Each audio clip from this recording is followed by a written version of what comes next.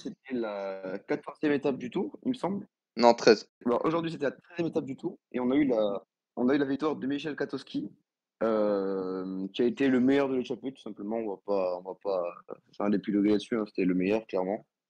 Et puis, bon après au général, on a eu, une bataille, pas folle parce que ça a attendu le dernier kilomètre avant d'attaquer.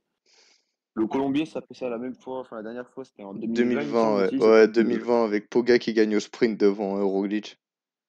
devant Roglic. C'est ça, chaque fois c'est un sprint. Donc en vrai, cette ascension, le profil il est bien, mais à chaque fois c'est un peu compliqué quoi. Aujourd'hui l'étape elle était pas ouf. Mais bon, on a pu voir encore un peu les favoris, hein. On voit vraiment que les échelons, c'est t'as Pogacar, Roglic, après t'as Hindley, Pidcock, Rodriguez Et et Simon, on a qui c'est d'autre? Simon. Ouais, Sam Yates et Adam Yates aussi. Puis Après après là, arrive un après troisième là échelon, ça va aujourd'hui être les deux ils étaient Gaudu. un peu en retrait. Enfin genre là aujourd'hui ouais Ouais, c'était ouais. Poga Vingegaard, Pidcock Hindley et après derrière t'avais les jumeaux Yates et Carlos avec Sepp Kuss. Pidcock, il m'a vraiment surpris moi aujourd'hui, hein. Mais après tu vois genre en vrai Pidcock déjà en vrai c'est très belle journée pour Ineos. Mais Pidcock tu sais je pense Mm. qu'aujourd'hui c'est normal qu'il performe aussi, c'était pas une étape entre guillemets assez dure, tu vois, genre c'est comme au Puy-de-Dôme, c'était une montée sèche en fait. Donc lui ça lui convient Ouais, très mais bien, il tu vois. fait 17 km quand même. Oui, il s'est fait mal, tu vois, mais en tout cas, genre, c'est pas. Moi, je pense qu'il va plus perdre du temps dans ce week-end où, avec l'enchaînement de calls, ça risque Ah, d'être moi je pense, ouais. un peu trop dur pour lui. Je pense Là, qu'à la Loz, à la Loz, il va manger un tir, je pense. ouais, mais même ce week-end, hein, vu comment c'est difficile ce week-end, il y a moyen aussi de prendre un sacré tir. Mais c'est vrai que, putain, C'est vrai. l'étape d'aujourd'hui, bien, bien nulle. UAE, je sais pas si t'as remarqué, mais moi, j'ai pas compris. Enfin, il contrôle toute l'étape pour au final arriver avec 3 minutes 30 à peu près au bas du Colombier. Et Mm. ils arrivent à rien reprendre sur Kwiatkowski, quoi. Enfin, je veux bien que Au Kwiato, final, Poga, il a combien de temps de Kato? Il arrive 50 à une secondes. minute, un truc comme ça? 50 secondes. 50 secondes. Moi, en fait, moi, ce que je me disais, c'est que je voyais, bah, déjà, quand il est Solaire, il a passé un relais d'au moins 5 kilomètres, alors que ça se voit qu'il avait plus rien dans les jambes. Moi, je pense qu'ils ont fait une erreur, c'est qu'ils n'ont pas passé les relais, ils faisaient des relais trop longs, pas assez puissants. Et du coup, ils reprenaient rien parce qu'en vrai, Ketowski, il a une bonne jambe aujourd'hui.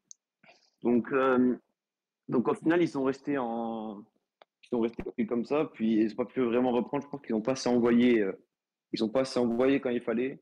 Ils sont allés trop cool, puis du coup, Moi aussi. Après, un peu eu, quoi. après, le problème aussi, c'est que la montée, elle est trop irrégulière. Genre, en mode avec les trois replats, entre guillemets, qu'il y avait, bah, je pense que c'était compliqué aussi un peu pour eux, tu sais, de tout mettre dedans. Genre, en vrai, un Adam Yates, je pense qu'il aurait dû rouler plus tôt. Ou en tout cas, prendre les commandes plus tôt, parce que Gros Chartin, il est resté bien, bien longtemps, lui aussi, hein. Ah, Avec Moi, Maïka. c'est qu'ils m'ont. Ouais, gros Sharpner et Solaire et Maika aussi, enfin, les trois, ils ont tenu, hein. Ils sont restés longtemps, hein. Mais Mais tu leur regardes, relais, c'était pas de qualité, pas qualitatif. mais tu regardes, eux, ils ont contrôlé deux étapes sur le tour. Les deux fois, ça a été un flop monumental pour eux. Ça a été à la Reims et Hum. aujourd'hui. Genre, tu Ouais, veux après, au contrôler? final, aujourd'hui, c'est pas tellement. Comparé à Lara, c'est pas tellement un flop quand même aujourd'hui, Ouais, parce qu'au moins, mais final, tu sais, tu en vrai, contrôles. Tu sais, ils épuisent leurs équipiers alors que t'es mal le week-end de Zanzanka, alors que Jumbo, ils sont ouais, pas ouais. fait chier, hein, ils sont.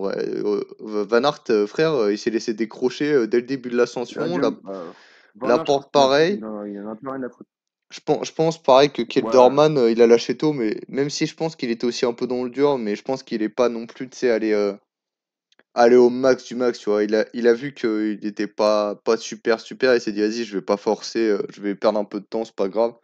C'est Van Baarle, du Ouais, coup, et Kuss qui ont fait tout le taf à côté de Vingegaard. Mais là, vraiment, t'épuises tes équipiers pour faire troisième, pas ouf, hein. ouais, mais surtout que, en vrai, moi, par contre, moi, il y en a qui m'a surpris, c'est Van Baarle. Et je pense qu'en plus, eux, ils auraient dû profiter de leur avantage parce qu'ils étaient 5. Ils étaient 5 là où Jumbo était. Et du coup, le fait que eux, c'était en surnombre et qu'ils n'ont pas profité, je trouve que c'est vraiment dommage parce que pour une fois, d'habitude, c'est Jumbo qui met la pluie à eux. Mais là, aujourd'hui, c'est eux qui avaient l'occasion de faire quelque chose, je pense, d'assez fort. Mais après, je me dis qu'en vrai, peut-être le profil, il se portait pas trop à tenter des choses. Même si on a vu l'attaque de Damiens, au final, on voit que ça fait réagir Jumbo. Mais ouais, je trouve que c'est dommage parce qu'ils auraient pu. Au final, il gagne que 9 secondes, il me semble, Pogacar, mais je pense qu'il aurait pu gagner plus, tu vois. Ouais, et en plus, il a tapé un méga sprint là dans les 500 derniers mètres. Mais à chaque fois, de toute 35 à façon, l'heure, 110%. mais à chaque fois, de toute façon, c'est la même chose, hein, le Colombien. À chaque fois, c'est escamoté parce que c'est irrégulier. Franchement, j'en ai un peu marre de voir cette arrivée Bon, sur le tour. heureusement, on l'a pas eu trop souvent quand on l'a eu juste en 2010, on l'a eu en 2020, puis elle Ouais, nous a mais tu remis, sais, mais ouais, mais tu sais, c'est encore deuxième fois. Alors qu'en 2020, à la rigueur, si tu veux, 2020, l'étape était un peu dure avant. T'avais, je crois, un double enchaînement de code juste avant qui était sale. Donc, enfin, franchement, c'est dommage. il est même pas Après, catégorisé ouais. comme Grand Prix de la montagne, il est catégorisé comme un sprint. Après, sinon, et côté AG2R, hier, on les a bien critiqués pour leur Bon, tactique. Félix Gall, 14e aujourd'hui, hein. Franchement, il fait une belle montée. Il finit bah, devant Mentis et Godu.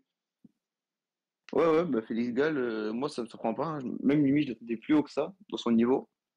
Mais ouais, ouais, bah, je pense que Félix Gall, il peut aller clairement chercher un top 10, vu qu'on sait qu'il a des bonnes dispositions en haute montagne.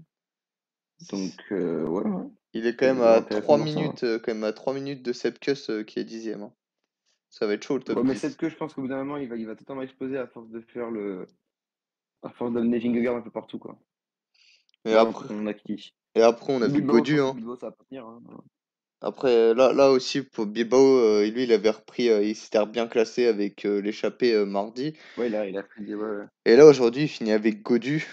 Godu, c'est un peu triste quand on se dit que voilà, il est à 100% et que bah, il est à 100%, son niveau, c'est border top 10 quoi Mm. sur ce tour. Je sais pas Bah, toi, c'est moi ça, hein. je trouve ça triste un peu. Beaucoup de gens. Ouais, ouais, bah, moi, je trouve ça triste et surtout, je trouve ça vraiment limite rageant parce que, voilà, parce que déjà, en fait, il y a plusieurs trucs qui font ça. C'est que, bah, déjà, en fait, il y a beaucoup de gens, je vois qu'ils disent que Godu, il est pas à son meilleur niveau. Alors pour moi, là, ça, c'est le réel niveau de David Godu.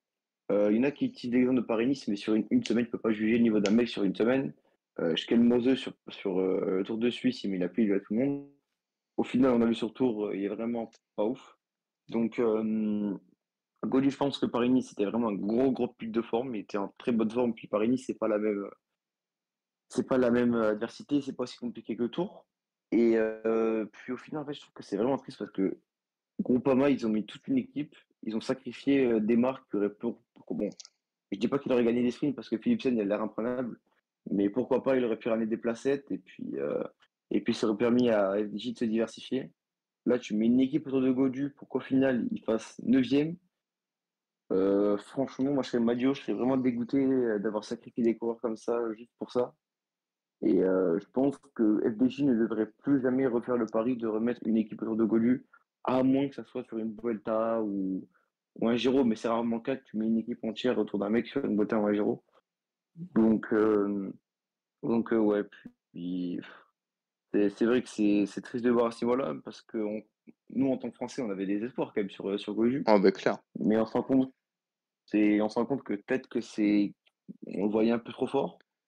Bah voilà. Mais au final, ça donne ça, quoi.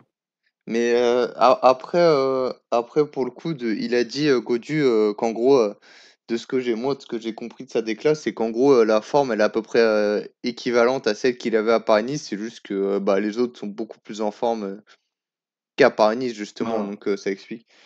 Moi perso, moi ce que j'ai bien aimé côté FDJ, bon certes je suis un peu triste, je suis un peu deg pour Godu puisque moi je le voyais un peu plus haut que ça, mais c'est comme ça.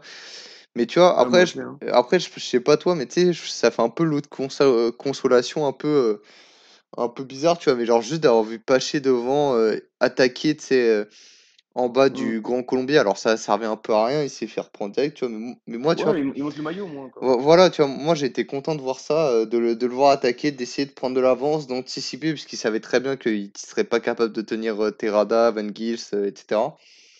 Donc moi je suis content de l'avoir vu montrer le maillot. J'ai été côté Groupama aussi, il y a Thibaut, il finit en même temps que Bardet et Martin. Ouais, il est bien, hein. Il est bien, mais tu sais, je sais pas, toi, t'aurais voulu voir perdre plus de temps, non? En vrai, je sais pas, parce que dans tous les cas, je pense que les favoris pour le général, ils s'inquiètent pas vis-à-vis de Pio. Après, c'est sûr qu'on a des équipes qui risquent un peu de faire chier si jamais ils vont en échapper, bah, AG2R par exemple. Mais ouais, sinon Pinot, enfin sinon, ouais, en fait, en vrai, je me dis que FDJ, ce qui peut les sauver, c'est les échappées. Même si jamais ils claquent pas une étape, parce qu'au final, là, mettons Tour de France, ça s'arrête maintenant. Tu retiens quoi d'FDJ? Tu retiens Godu qui fait 9e, et puis tu vois personne dans les échappées, tu vois personne monte le maillot. Alors que là, au moins, Bah, après leur avec début, Pinot et.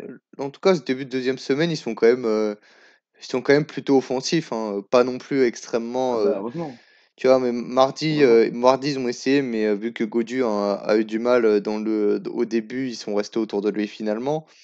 Là, je crois, bon, l'étape au sprint, ils ont mis personne devant, donc encore ça, ça va. Mais là, hier, ils avaient Thibaut. Aujourd'hui, ils ont Paché. Tu vois, ce week-end, ça m'étonnerait pas qu'un petit Madouas, Pinot ou même Gaudu hein, aille devant.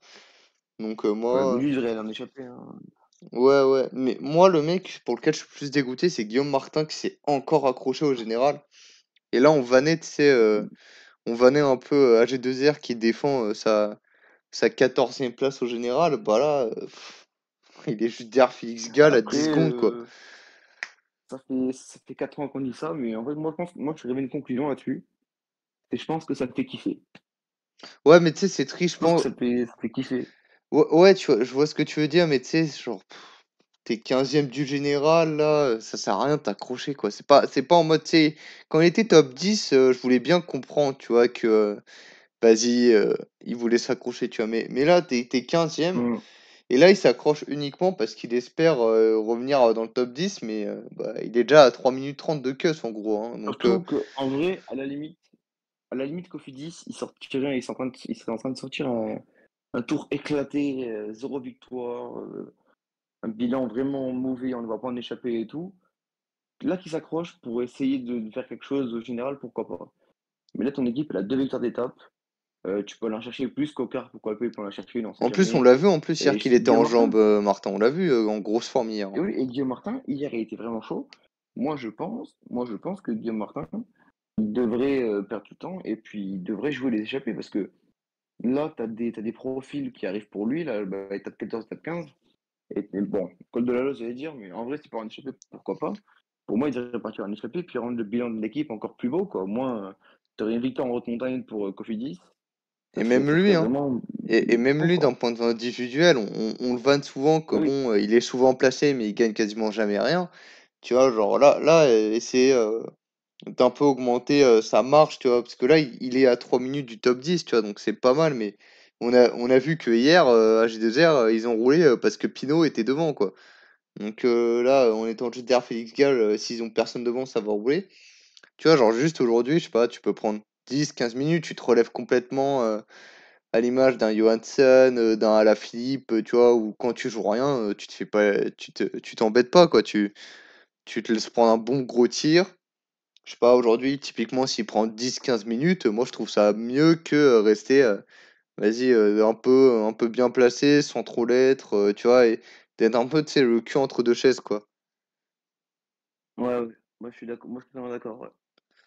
Enfin, ouais, bah, du coup, on peut C'est vrai, ouais. on peut passer à l'étape, encore un mot vite fait De sur, demain?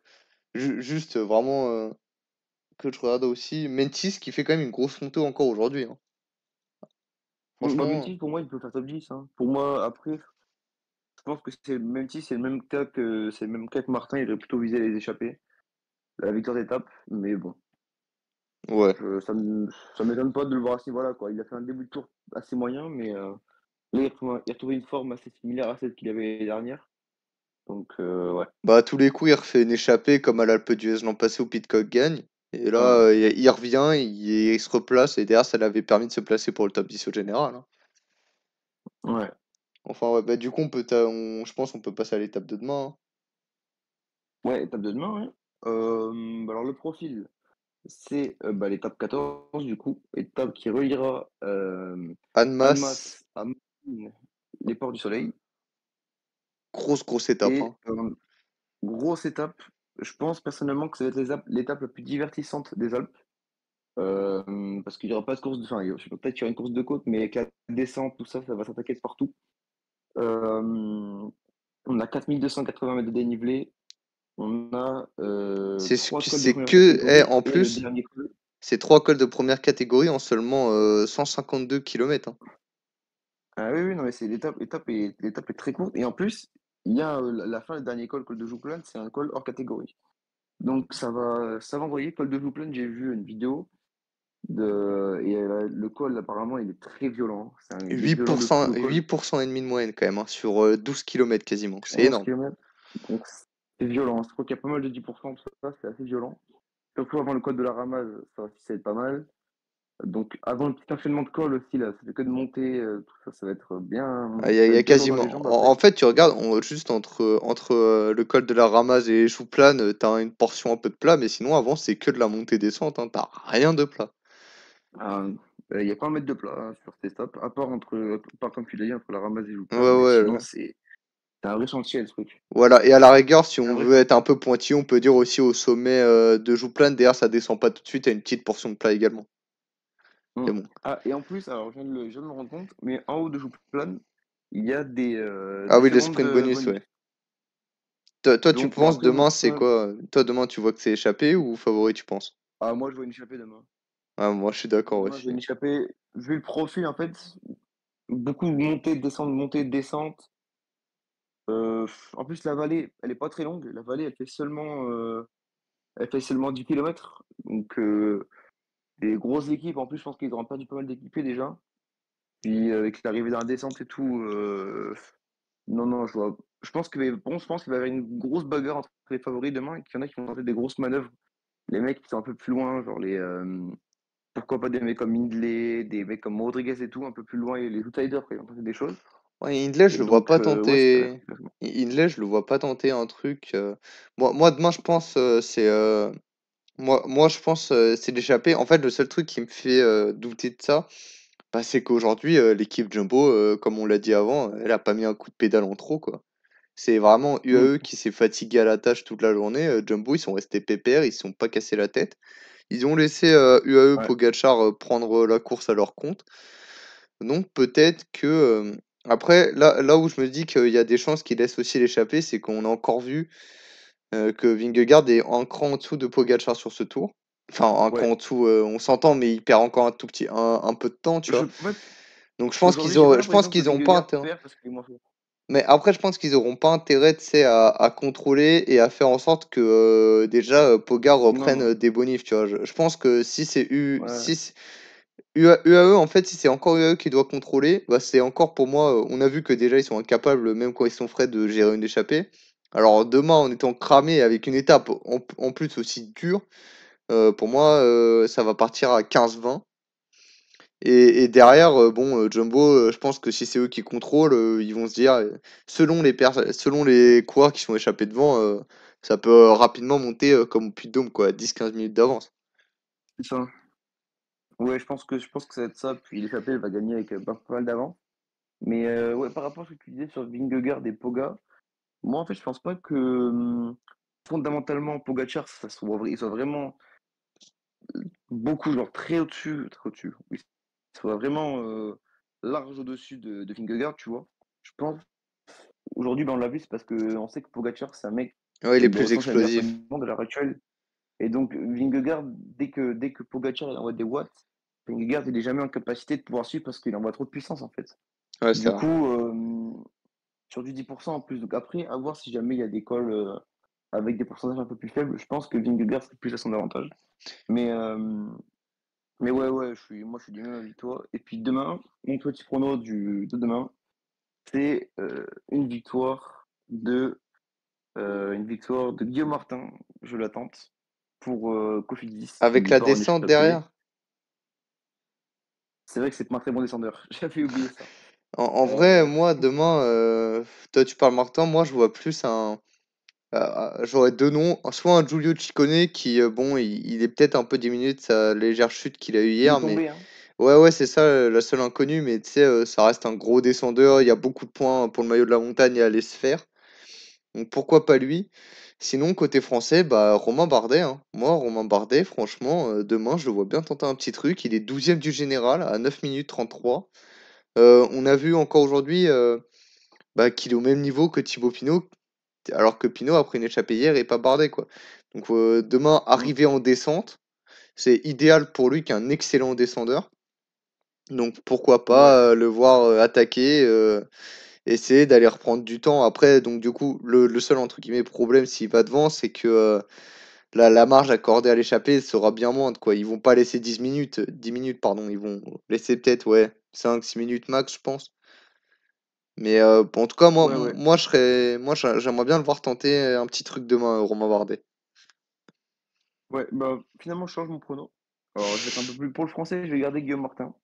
Mais pour mon vrai prono, je vais aller sur Ben O'Connor, qui a encore pas du temps aujourd'hui. Qui au général est assez loin. Et voilà, demain, je le vois aller chercher sa petite étape. Ouais, pas mal. Ouais, en vrai, je pense qu'on a fait le tour aujourd'hui. On a fait le tour, ouais, hein. On est désolé un peu de refaire ça, pas en live, mais encore en vidéo classique. On a eu quelques problèmes, comme vous le savez, on s'est fait ban TikTok. Donc Pour la deuxième fois, on est boycott. on va essayer de régler ça un peu pour les rapidement et voilà, on se retrouve demain au minimum pour la vidéo et on espère en live. Salut les gars! Ciao.